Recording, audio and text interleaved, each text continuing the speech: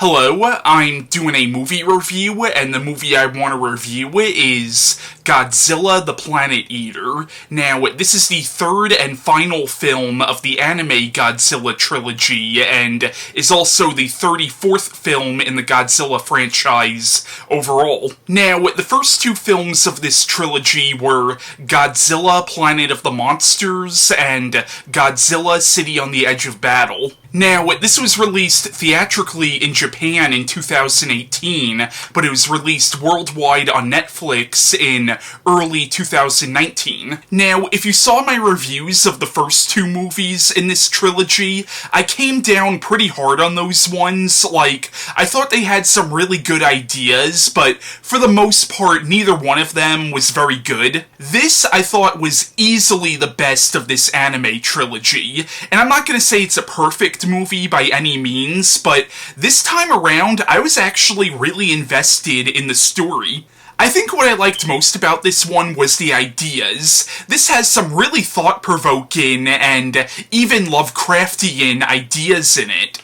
They're ideas that are different for a Godzilla movie, but I appreciated that. I'll even say that about the first two movies of this trilogy. Even though I didn't think they were very good, they at least did something different for a Godzilla movie. But this movie, I think, succeeded where the first two movies kind of failed. And unfortunately, if you're watching all three of these movies in a row, you do kind of have to get through a lot of bullshit in order to get to this one. Now, one of the main themes of this movie is religion, and how religion can be used as a way to both comfort people, but also as a way to control and manipulate people. Now, the first two movies touched on that a little bit, but here they confront religious extremism head-on. Now, the plot of The Planet Eater is it picks up where City on the Edge of Battle left off, and that movie ended where the plan to destroy Godzilla using the nanometal that Mechagodzilla was made from fails, and the city that was built from the remains of Mechagodzilla is destroyed. Now, at the end of the previous film, the nanometal also tried to fuse with Hiro, who is the main character of this trilogy, but his body rejected the nanometal. So in this movie, Methes, who is part of a religious alien race called the Exif, he starts telling Hiro's soldiers that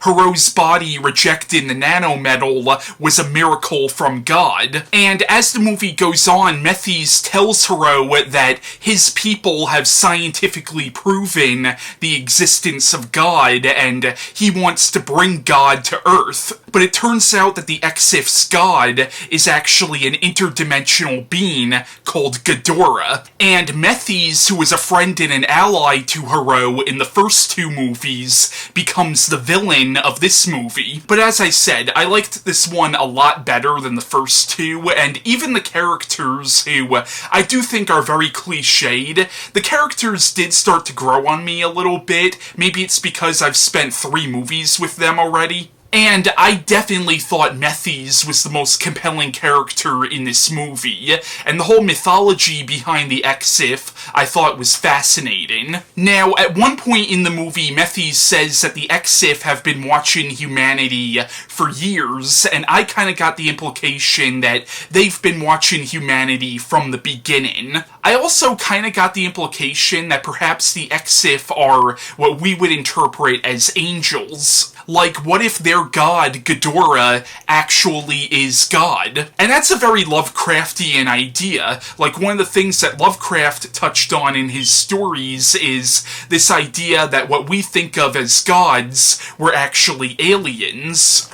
Characters from the Lovecraft mythos, like Cthulhu and Yog-Sothoth, are actually aliens, but people in the Lovecraft universe have always interpreted them as gods. This movie also reminded me a lot of a Grant Morrison graphic novel called Nameless, which was also very Lovecraft-inspired, and basically the whole concept of that graphic novel is, what if God was literally an alien monster from another dimension? The movie also has this brutal sense of nihilism where you find out that the reason the Exif are doing this is because they determined a long time ago that the extinction of life in the universe universe is inevitable. And the way the Exifs see it, the only sane thing to do is to worship and welcome death and destruction.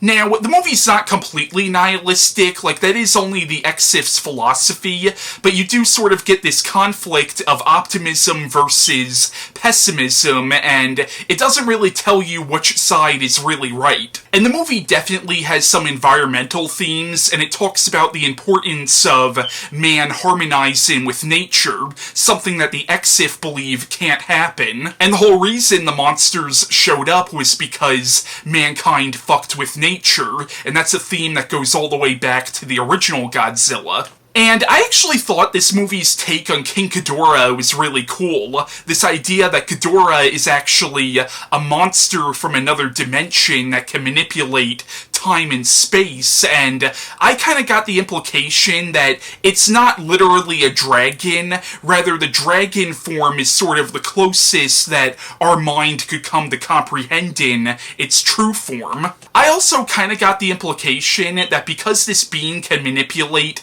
time and space, it doesn't literally have 3 heads, rather it could exist in 3 different spaces at the same time. And there's actually a really creepy scene involving King Ghidorah. Now, throughout this trilogy, while Hiro and the other characters are on Earth, their people are on this spaceship hovering above Earth, and King Ghidorah destroys the spaceship at one point in this movie, and the people on the spaceship suddenly realize that they're already dead, but King Ghidorah hasn't actually killed them yet, because time gets all fucked up when King Ghidorah is around. Now, the movie isn't perfect by any means. There are a lot of missed opportunities in this movie, like the fight between Godzilla and King Ghidorah really isn't a fight at all. Now, granted, it technically wouldn't make much sense for it to be a real fight, because Ghidorah is this, like, all-powerful being.